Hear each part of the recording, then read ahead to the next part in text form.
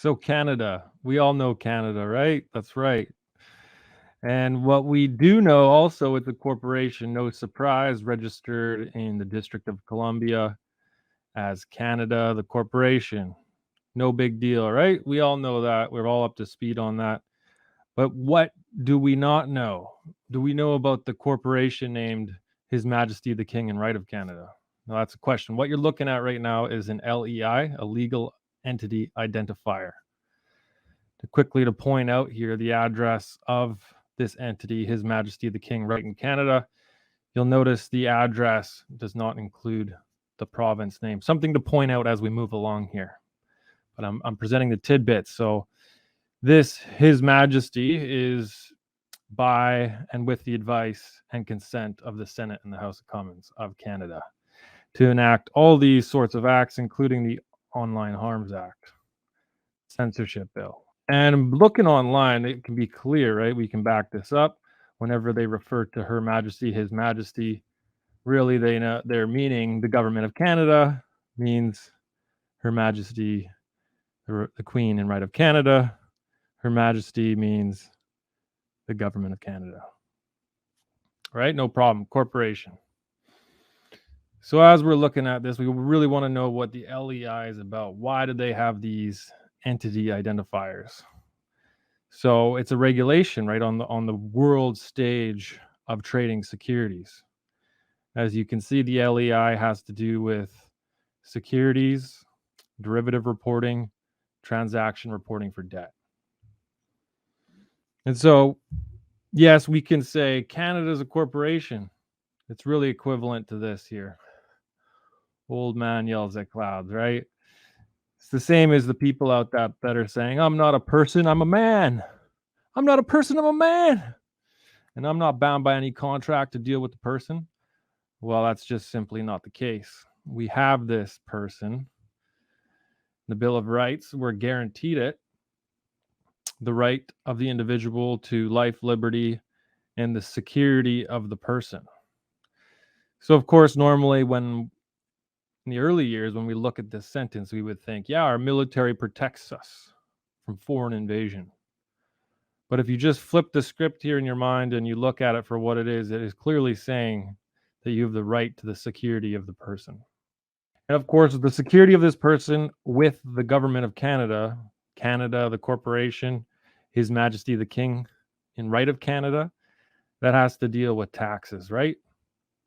The creation of the Consolidated Revenue Fund from the British North America Act 1867, appropriated for the public service of Canada.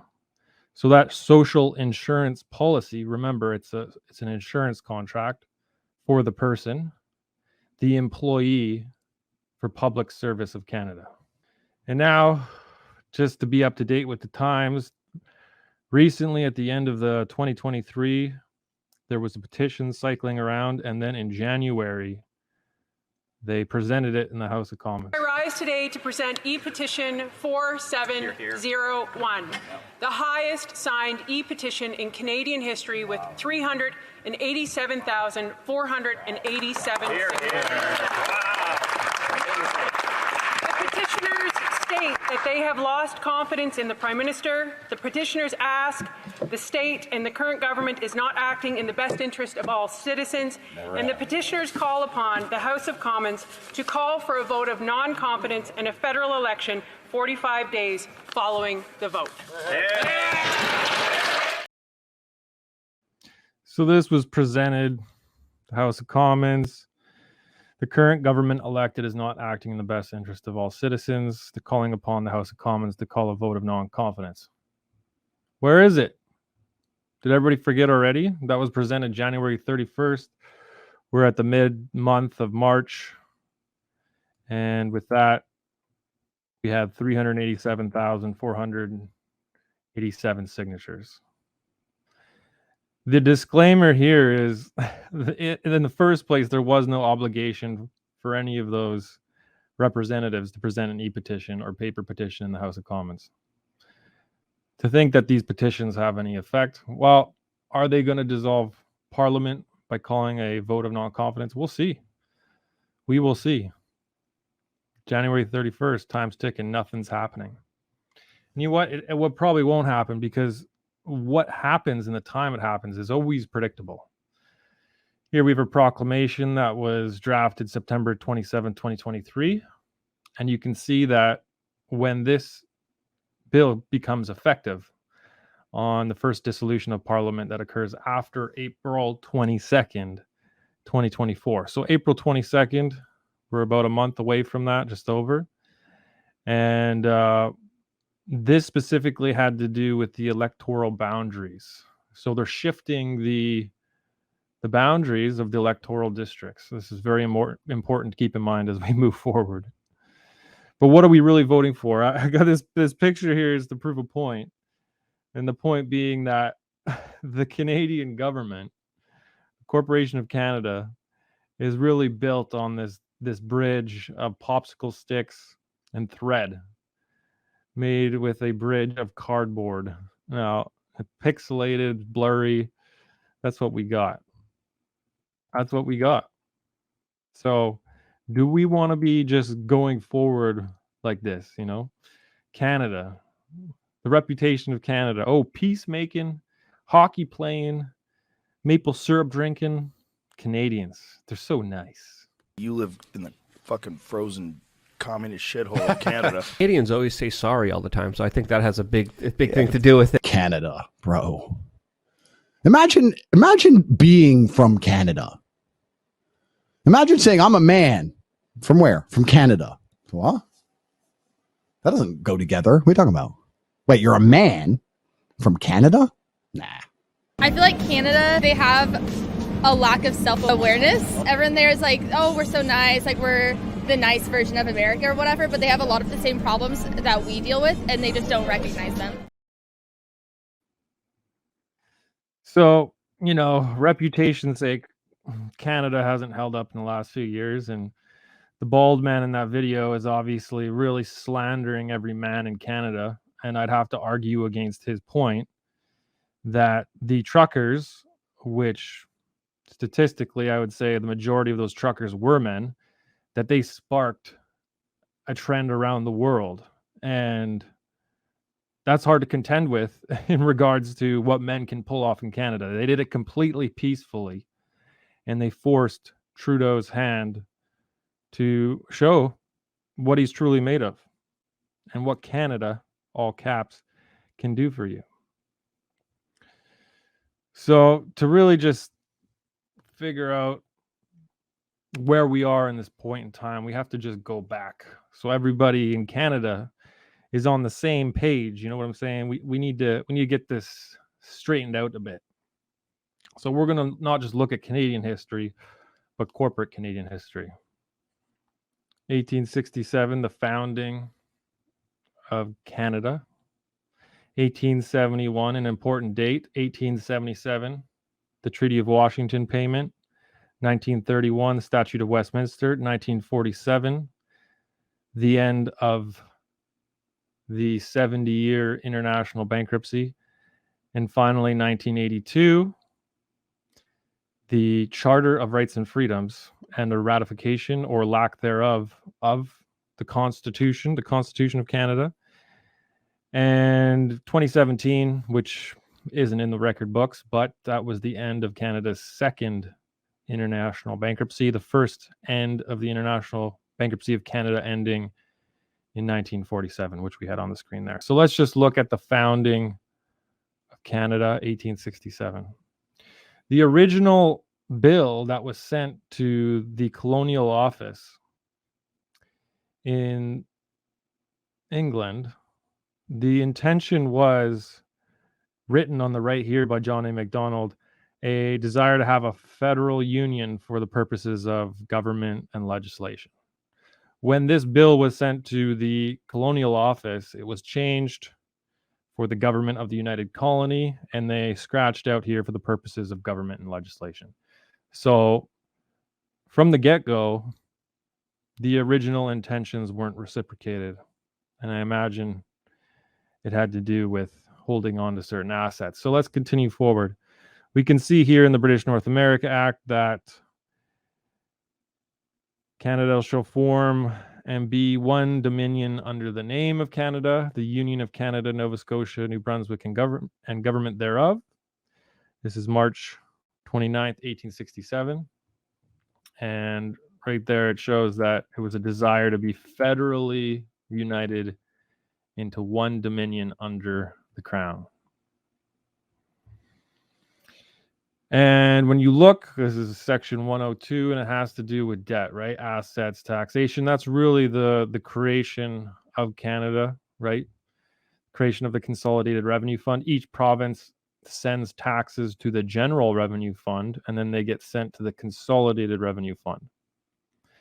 And this is to be appropriated for the public service of Canada. How that money is currently being used, giving away to other countries, promoting wars, lavish trips. Didn't Mary Simon, the current Governor General, just get a raise? I believe so. But that's Canada, right? The tax collector, all caps. It's not new that Canada has been a corporation. It has always been a corporation. Clear as day, Canada has always been a corporation. 1871. Now, this is important because in 1871, the act respecting the establishment of provinces in the Dominion of Canada, June 29th, 1871. And I really need to point out here, this is the Dominion of Canada. Dominion of Canada. Not Canada, all caps. This is the Dominion of Canada. That same year, 1871, an act to provide government for the District of Columbia. So I'm going to show you parallels right here with the United States. Some say 1871 was when the organic Constitution of the United States of America became the all caps United States. The first act that created the District of Columbia was in 1801. 1871 created the Municipal Corporation District of Columbia. It was given territory, the District of Columbia, that was separate from the states of the Union because it was to be foreign to the sovereignty of any state and not under the jurisdiction of any single state. The United States government is to be agent of the people of the states and is not the same entity as the United States of America, which is the Alliance of American States. The United States government is a federal government and not a national government. And the 50 states make up the Union, which we call the United States of America. Also, in the United States codes, it clearly defines the United States as a federal corporation. And this is all for tax purposes, right? Same as our Consolidated Revenue Fund, Canada, all caps. A state includes the District of Columbia, the Commonwealth of Puerto Rico, the Virgin Islands, territories of Alaska and Hawaii, and their admission as states, and Guam and the American Samoa. And when you see the word includes, that is contained and constricted to specifically those named. And then a citizen of the United States includes a citizen of the Commonwealth of Puerto Rico, Virgin Islands, citizen of Guam, or American Samoa. That does not include all the other states. It clearly says it right here. And that's USC Title 3002, 15A, B, and C. So the United States incorporated exactly the same. It could be argued that when they created the Municipal Corporation for District of Columbia, that act in 1871 was to set up the government for the District of Columbia, which was later then dissolved. But nonetheless, the Municipal Corporation was created that day. And I'm going to show you how this comes into effect with settling claims. So just as United States of America is different from United States, the Dominion of Canada is different from Canada. Dominion of Canada is also different from the corporation His Majesty the Queen in right of His Majesty the King in right of Canada. Going along to 1877, the Treaty of Washington, which was actually signed May 8th, I believe, 1871. It was initiated by President Grant in 1870, threatened war on the British if terms of a treaty weren't drafted. 1877 is when the final payment was made. And I got this material out of a book that was printed in 1901, A History of Canada. So really, just a little background on the Treaty of Washington. The American Revolution started April 12th, 1861. And after all that was done with, the Treaty of Washington was to settle terms with Canada. 1870 is when the Dominion of Canada notes, the money, was created. Hence, debt was created, corporations were created. And the Treaty of Washington, signed May 8th, 1871, was strictly about the Oregon Treaty payments from the British and fishing on territories and compensation for that. And finally, the Fenian raids, which were about 10,000 or more Irish that the Americans hired to raid the railroad that was being built throughout Canada. And so May 8th, 1871, there was a payment of $15,500,000 that was paid to the United States as damages by Great Britain. The fisheries question, but it wasn't until June 15th, 1877 that the payments were actually settled. So the corporation is all about bookkeeping, right? Taxes, it's all about bookkeeping. And here at the bottom, you can see President Grant, December 1870, wrote a message to Congress and threatened war if the questions at issue were not settled. So just to fill the gap between 1871 and 1877, you can clearly see right here that Canada was doing all the acts in order to make itself legit. This is April 12th, 1875. An act to establish a Supreme Court and a Court of Exchequer for the Dominion of Canada. Now, remember that. For the Dominion of Canada.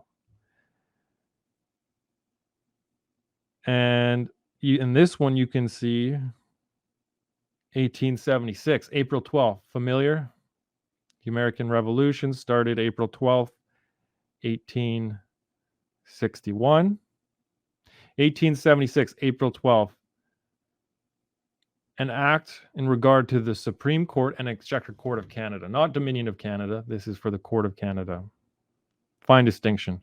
And then on this same day and year, there's more than the ones I'm presenting here. But again, the Royal Bank of Canada to be incorporated, the Consolidated Bank of Canada, the Citizens Insurance and Investment Company ascended to April 12, 1876. So again, social insurance number, social security, the security of the person.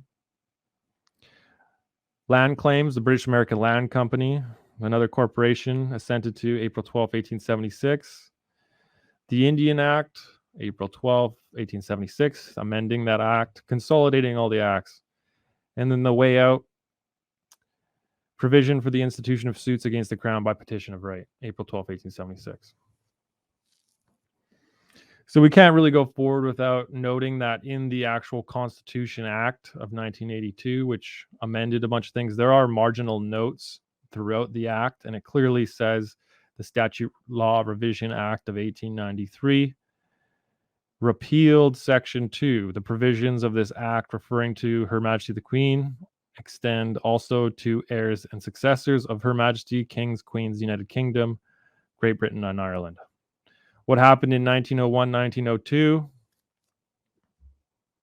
Queen Victoria died. So the British North America Act does not apply or have authority for amendments or anything to any king or queen, the successors of Queen Victoria after 1893. So 1931, Statute of Westminster. Again, this is very important distinction. We can go into, a more greater dialogue regarding what else this statute has done for everyone.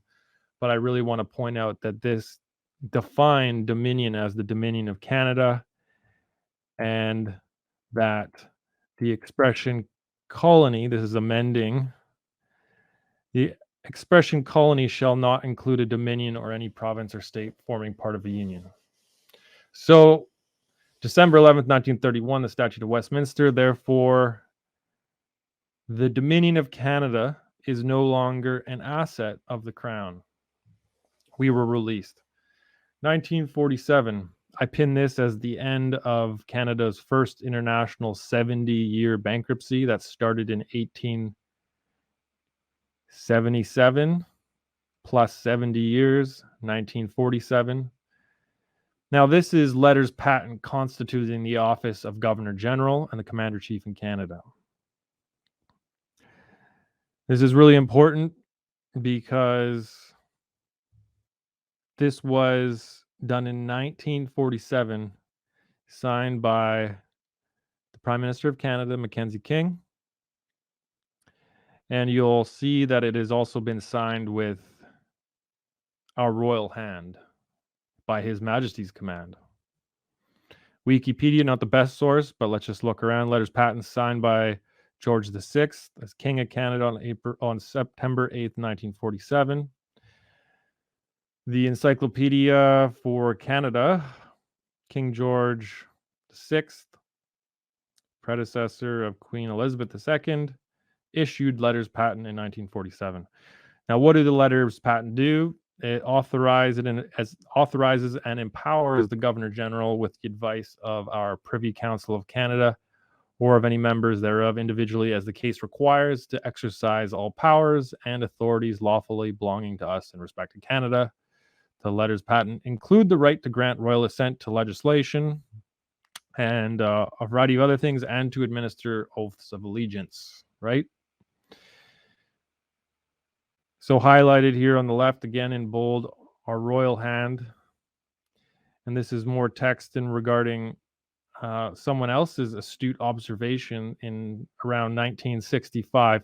These letters patent were nullified by the enactment of the Statute of Westminster in 1931. We could argue that in 1893, the repeal of the successors nullified that. But this individual, Rogers Smith, bureaucrats in Ottawa, in order to perpetuate themselves in office, decided to appoint a Governor General and drafted letters patent granting him Government of Canada. The document purports to grant to the Governor General a complete dictatorship of Canada and drafted by Ottawa Commission, as it states in Section 1 of the so-called letters patent, any dictator would be elated. Signed by the Prime Minister. He goes on to state that the commission, whoever they were, had no power to grant such a document, and the signing of the document was not within the orbit or function of the Prime Minister, nor within the orbit of the function of the King or Queen. The granting of letters patent was and is the prerogative of the Lord High Chancellor of Great Britain. So Rogers Smith is pointing out a very important fact, that it's not the Prime Minister's duty, or does he have the authority to sign that, which brought in the Privy Council of Canada, which brought in Governor and Council title, brought in the Governor General. The King, having no vote, but having nevertheless an interest in lands, grants the Crown and Chancery his right to sign. This is known as the designation of the King's Sign Manual, but the right to grant letters patent is solely within the function of the Lord High Chancellor, i.e. the Clerk of the Court of Chancery. So Rogers Smith. You know who Roger Smith is? I mean, he published this in 1965. So just by merely someone finding out the state of the technicalities regarding the formation of Canada, how the corporation isn't what it is, did anybody really take note? Did any change really happen? This is 1965. It went out of publication in 1972. Good question. So I had to double check what Roger Smith was talking about. So I pulled the original letters patent that it refers to, and it clearly shows an office of Governor General of the Dominion of Canada, not of Canada. Okay, so another technicality. I want you to make the distinction here that Governor General in the 1947 publication is not the same as governor-general. And Canada is not the same as Dominion of Canada. More proof from the original one in 1905, which brought the power forward to 1947. And strictly says office of governor-general for the Dominion of Canada. We can even go back to the original British North America Act and corroborate this. The governor-general is clearly there with a hyphen. It is not governor-general. These small distinctions you may think are not big, but they are very big. And here's the proclamation from 1947, clearly showing Governor Space General, Commander-Chief of Canada, singular, not Dominion of Canada. 1982. So this is past Roger Smith, his time. And what I want to point out here is the Constitution Act, right? They refer to the Constitution Act as being our Constitution. I've had conversations with law students, lawyers. They all say the same thing when I bring up this point, that there is case law by a judge whose opinion is that all of the collective papers of Canada forming Canada are the Constitution. We could argue that it is not one and the same, but the Constitution Act of 1982 created a charter, a Canadian Charter of Rights and Freedoms. And so this charter, right? We know charters are for corporations. Queen Elizabeth II signed it along with a few other individuals, including Pierre Trudeau.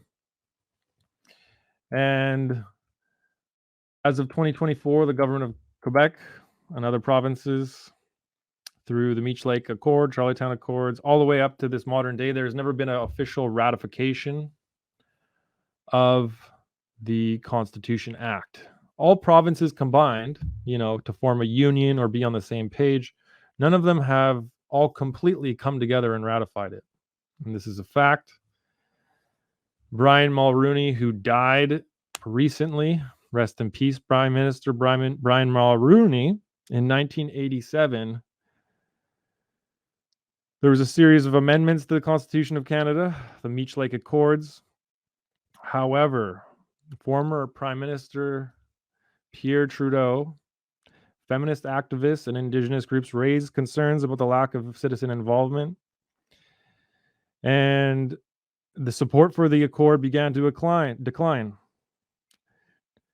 Despite this, the original Accord would not gain acceptance in Manitoba and Newfoundland legislators in time for ratification. The time was up, and the general aims of the Accord would be addressed in the Charlottetown Accord, which failed to gain a majority of vote in a referendum. Now, why would it be of anybody's benefit, especially a former prime minister, to encourage the upset of the Indigenous and feminists regarding these amendments? Well, I imagine that if all the provinces did successfully ratify a constitution, the federal district would have to change. And it would be in one's benefit, especially if you're a corporation of Canada being run by foreign interests, that they would have to keep control, and ratification is not in their benefit. And I just want to point out here again that especially Wikipedia, not the best, it says that it's to symbolically endorse the 1982 constitutional amendments. And so this word symbolically, it's just, we have a governor general because it's just symbolic. We hear this all the time. It's pretty crazy. And so it's symbolic, right? And an oath of allegiance to the Queen, Her Majesty the Queen of Canada, by the ministers that run the provinces, that is only symbolic. And so we can go online, we can read articles here, kind of clarifying this issue when people ask, hey, why do you make an oath to the Queen? Well, no one born in Canada actually makes any oath. It's only the immigrants that make oaths if they want to become a citizen. Her Majesty the Right of Canada is a fictional legal person. We prove that with the vLEI, which explains how the Canadian state holds property, contracts, employs civil servants, the social insurance number, and employee and commissions military officers. physical Queen Elizabeth II makes manifest the fictional Her Majesty. I mean, this is the article's explanation. Together, both the physical Queen and fictional Her Majesty from a single corporation with two capacities, natural, the other legal. Take that as you will. Another article suggests that the courts have suggested that the oath is merely symbolic, and that politicians who pledge their allegiance to the Queen are swearing not an oath to the Queen, but to the country's institutions of the Crown. And I would argue the institutions of the Crown, that is a foreign interest. We hear this over and over again, and even well-known lawyers in Canada will reiterate this point. And I believe that when you say symbolic, well, the definition of it is representative. That's the definition of symbolic. So what is the oath representative of? I mean, maybe they would say that it is representative of a constitutional monarchy. But here, Australia and Canada are getting rocked right now by this. We're not at Australia levels. I just think it's like you get to a point where you feel that there's nothing you can do to step it back. So you either are convinced it's necessary, or you're just beaten into passiveness where there's nothing you can do anymore. Like, can the Queen just say, "Hey, your constitution is gone now. I control I don't it think again"? so. The Queen, as far as I understand, has that's what they say. Only symbolic. That's what they say, but then Canada. she can also like dispel. She can get rid of the prime minister if she wants. I don't think so. But subject to error. Nobody likes being wrong on the internet. Okay. Yeah.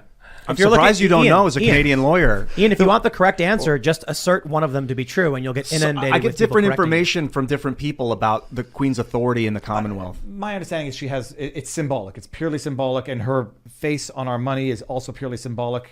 It's not how it works, in my understanding. But I know people say that. But no, we have our parliamentary system. We make our laws, and I don't think the Queen has any. So yeah, symbolic, always symbolic. A few things to add to that, right? The Charter of Rights and Freedoms had Section 33, right? The overriding our rights, right? And so that's the importance of the Charter. Whenever I showed the rights of Canada, I'm showing the Bill of Rights. And, the Queen's on our money. It's just symbolic. Well, it's kind of funny because the last time I was in the government offices in Victoria, I tried to actually pay with cash for a government service. The cash has the Queen's face on it. And they said, no, we don't accept cash. The government offices haven't accepted cash since 2016, which is 1 year prior to the end of the bankruptcy. The banknotes always denote a beginning of a period in bankruptcy, and the stopping the use by the government of those notes would indicate the end of international bankruptcy. But this is the history. These are observations. Anybody wants to argue with me regarding the true history, I'm sure you could school me, especially if you're in political science. Or are very fluent in Canadian history. I'm pointing out the corporate realities of Canada, these observations I'm making. And what we're really voting on here, we're voting on the federal control by a foreign party. Who that party is not quite known, but it is important to make the distinction that the provinces were created sovereign in 1931, and they have not ratified or come into union under a new federal district, right? And so the provinces are foreign to Canada, as Canada is foreign to the provinces, just as each province is foreign to one another. But they're all held together by the Consolidated Revenue Fund, and they're dictated to by sections 91 and 92, the division of powers under the British North America Act. But we'll just go back to Roger Smith of 1965 when this was published. This is his solution, right? We're presenting all this information regarding corporate reality. So what? Who cares, man? Who cares? But we can clearly see that Roger Smith says each province can then elect or appoint delegates to a constitutional convention. Drafts of the drafts of a new constitution adopted by the delegates convened can be published and debated by the legislation of the provinces, and a final draft ratified. The Constitution, once adopted, should leave none with grievance and should provide for the purchase of a federal district to be yielded by the provinces. Then the election can be held for members of both houses, which will then be the government of the Federated States of Canada. If premiers of provinces take no such action, you could do it yourself. And so this is important to point out because Roger Smith, 1965, is saying this. 1982, the farce called the Constitution Act, trying to force into our minds and change history here that it is, in fact, a constitution, even though they put forward a charter. Whether that point is true or accurate, Roger Smith, maybe he was or wasn't around in 1982 to see that go down. I wonder what his opinion would be. But there's been efforts, right? You had the Alberta Sovereignty Act, but again, this has not corrected the technical errors in the past legislation. It has not. So Canada, we could come together. All the provinces can come together for the purchase of a new federal district. So that would mean the old district run by all caps Canada, not the Dominion of Canada, which is separate. A new federal district would have to be created, right? Well, they would lose control at that point. I imagine. I just imagine here. The other option, there's two more options. This is Articles of Confederation, United States, 1777. And they put something in there, Article 11, the Congress of the United States, that's lowercase. Article 11, Canada acceding to the Confederation and joining in the measures of the United States shall be admitted and entitled to all the advantages of the Union. Imagine that. So we have one solution. All the provinces can come together, create constitutions, ratify those constitutions, and then purchase a new federal district. Or we can join the United States in their union. The third option, because of what we're seeing here, the third option has to do with the Indigenous, right? The doctrine of discovery, which allowed different nations to come here, plant their flag in the soil, and declare this land to be theirs. The Indigenous, are also a big part of this. So the third option is that through the Indigenous, who may or may not have solidified some land claims up until this point, that they could, in fact, lead the charge on this, and we could join with them. So three options. The provinces come together, purchase a new federal district. We join the United States, or we come in line with the Indigenous, and I would imagine we would have to create a federal district as well. So, His Majesty, right? The Online Harms Act, we'll look at it over and over again. His Majesty, we know this has to deal with the security of the person, right? Online Harms Act, the censorship in Canada, the security of the person. Well, if you're an employee of the state, you're going to be told what's what. That employee pays taxes, and that money goes into the Consolidated Revenue Fund for public service, social insurance number. And we're coming up to this date, April 22nd, 2024, that new meets and bounds, new electoral boundaries have been adjusted so that when the dissolution of Parliament occurs, whether that election will happen this year or next year in 2025, we will find out. But it's just important to point out His Majesty in the Act is always referring to this legal entity identifier. It clearly has its own code for that. Canada, Ottawa, care of Department of Finance. There is no province in that address. And that is telling. Very telling. We want to show you below in these LEI lookups, you can find the children corporations of His Majesty, and it has to do with resources, right? The Trans Mountain Corporation, oil interests.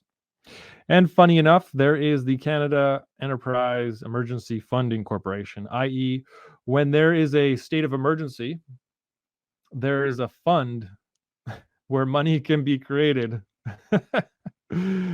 Right? Okay, other provinces. Yeah, separate corporations. His Majesty the King and right of the province of British Columbia, right? Again, Canada, Victoria, 620 Superior Street. That does not have British Columbia within the address. The direct children, resources. British Columbia Hydro Power Authority, PowerX, Insurance Corporation of British Columbia. PowerX has to do with hustling the securities. These are the resources. PowerX. And you'll see here, right at the top, you'll be like, no, it says BC. It doesn't say British Columbia, Canada. It has a designation BC. It has a designation CABC -BC. That's not the same as singular BC, right? So that's not the same as BC singular. The managing LOU. What is that? That's basically the registering party of this corporation. The managing LOU means LOU is a local operating unit. And this is EQS Group. Who's EQS Group, you wonder, right? Who's registering these corporations? Now, this is interesting, right? EQS Group. Let's get it. All right. That is Germany, Munich. Munich, I believe. Correct me if I'm wrong. Germany. The direct to children. Rogers Communications, Canada. Oh, okay. So corporation, their interests are the resources, and the registrant of this LEI owns out of Germany. Rogers Communications. Rogers Communications. They own cell towers across Canada. They have they own all the spectrum, the electromagnetic waves. Look at that. Total population pretty much covers all of Canada. The coverage reaches 97% of Canadians. Look at that. What is an LEI? The LEI has to deal with digital ID, right? But it's for businesses. A new form of digitized organizational identity, automated authentication and verification of legal entities. Each business worldwide would have one global identity. And I've told you already about the securities. Why is this identity here? Who created the LEI? Well, the Financial Stability Board, established in 2012, the Regulatory Oversight Commission, the ROC, as an international governance body of the globally harmonized identifiers used to track over-the-counter derivatives transactions.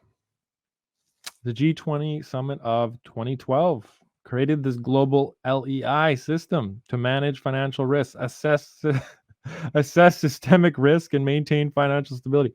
Surveillance and enforcement, supervise market participants, conduct resolutions, prepare high-quality financial data, securities issuance, investment holdings for insurance and funds. Yeah, right. What is it run by? This is run by this LEI systems run on the blockchain. You wouldn't imagine that. The Ethereum blockchain and Hyperledger and Quorum. What's Quorum? Quorum, no relation to Quorum at protocol. Quorum is JP Morgan's blockchain. So real world assets, right? If you know what real world assets, they have conducted the architecture for trading our securities, the security of the person, through these entities, foreignly controlled. And the purposes are for regulation in derivative reporting, transaction reporting for debt, securities regulation, clearing. Okay, it's all about the money, folks. The corporation is a bookkeeping entry. The security of the person, that all caps name. To call it a straw man is a straw man argument. It's silly. Please don't say that anymore. The security of the person, which we're guaranteed. The social insurance policy, the social insurance number, which you cannot get rid of. It will not disappear. To walk away from your all caps name, is that doing anybody any good? Do you think they will stop funding wars when you walk away from the security of your person? Do you think you can really stop getting taxed? Maybe, but I doubt you cannot be not taxed at a business that will automatically deduct, or sorry, to add tax to your purchase. The Online Harms Act. So when I point out the LEI, this is about data. the security of your person, data, censorship. You are connected to internet service providers, ISPs like Rogers. And they run the show? I don't know. I don't know if LOU runs the show. I really don't know. It's a good question though. Are you getting the big picture yet? I wonder. They're trying to clamp down on censorship on the internet. That guy can eat shit. Like that place needs 100% an overhaul of government. So as this election, which should come, as I said, it's predictable. So my prediction is that once they've contracted with the land for their federal district, all caps Canada, that they presented that e-petition when they didn't have to. So there's going to be pressure for them to have a vote of non-confidence. I imagine that will happen in September, and then 45 days will put that election close to America's election. And then if it doesn't happen, I guess it happens in 2025. My bets are on 2024. I think over 30% of the countries in the world are going through an election this year. Fine note. And what else? So in BC, this is a good one. Get ready for it. In BC, Local Government Act, Section 547, termination of all land contracts in 2024. All land contracts are terminated June 30th, 2024. The leasing of land, the Land Act in BC also was recently amended, and for some reason, I don't know exactly why, but that Land Act was put on pause. So I imagine that it'll restart, and probably in line in around June 30th, the BC legislature will amend successfully the Land Act. And I phoned in to the media to ask why exactly that Land Act was paused or canceled, but they say there was a lot of misinformation, but nowhere in there have they ever given the truth to the matter. And I've called in. I still have not gotten a clear answer. We are all waiting. But yeah, that's happening, right? June 30th, 2024, termination of all land use contracts. This is having to do with municipalities, so just keep it straight. Terranet, this is out of Ontario, but Terranet pops up because they control the land registries. Just like in British Columbia, I've confirmed evidence. Nowhere in the government directory does the Land Titles and Survey Authority of British Columbia. They're not in the government directory. The registrar has limited powers, but the registrar it's a private corporation, specifically the Land Title Survey Authority, just as Terranet is the private corporation. Terranet, statutory registry services in land and commercial registries, customers in real estate, financial services, government, utilities, and legal markets. And the provincial governments modernize statutory registry solutions, providing significant funding for the government, utilize public data, again, data, bing, bing, bing. Innovative commercial solutions, registry solutions, facilitates electronic property searches and registrations, writ filings, and searches, personal property, and regulated services through long-term contracts. Regional governments, GIS, property ownership solutions, and more. Ownership, property reports. Municipal geospatial solutions. And their Terranet helps out the law enforcement. Access vital information about who owns the property. I believe in BC they're waging a bunch of new laws regarding, hey, where'd you get that money from? How to buy that house. Use the most recent sales history to identify patterns that may indicate fraudulent behavior. Examine a property without visiting the premises in person. Purchase property instruments and more. The law enforcement, great to know. So yeah, that's Terranet. Important point is statutory registries and commercial registries. So Terranet will get involved with loans and other things the security of your person has signed off on the account. So again, if you want to say you're not the person, no, you're not the person. You have a person. You have a person. Congratulations. How we navigate that person is entirely up to you, but it is in your interest. Here is the Securities Transfers Act of British Columbia. There is a federal Securities Transfers Act, and there's a Securities Transfers Act for each province. Secured party has the same meaning as in the Personal Property Security Act. Important definition: secured party. More importantly is the securities intermediary, a clearing agency, or a person, including a broker, bank, trust company, who in ordinary course of the person's business maintains securities accounts for others and acting in that capacity. A security that is represented by a security certificate in bearer form or registered form and may be registered on the books. Security entitlement means the rights and properties and interests of an entitlement holder with respect to financial assets. And an certificated, not certified, but uncertificated security means a security that is not represented by a security certificate. I do want to point out that these securities, whether it's a parking ticket, things collected by municipalities, districts, the more important thing is the securities intermediary. Terranet would be a securities intermediary. Yes, Terranet would.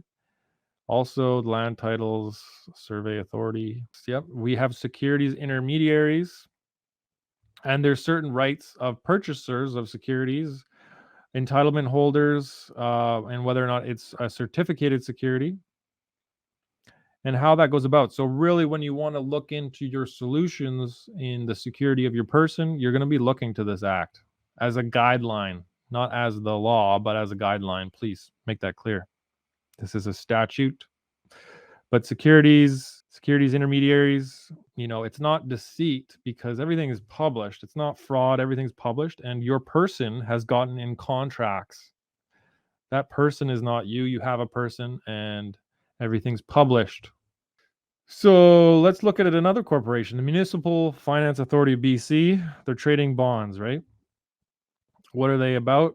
MFA, Municipal Finance Authority of BC, was created in 1970 to contribute financial well-being of local governments.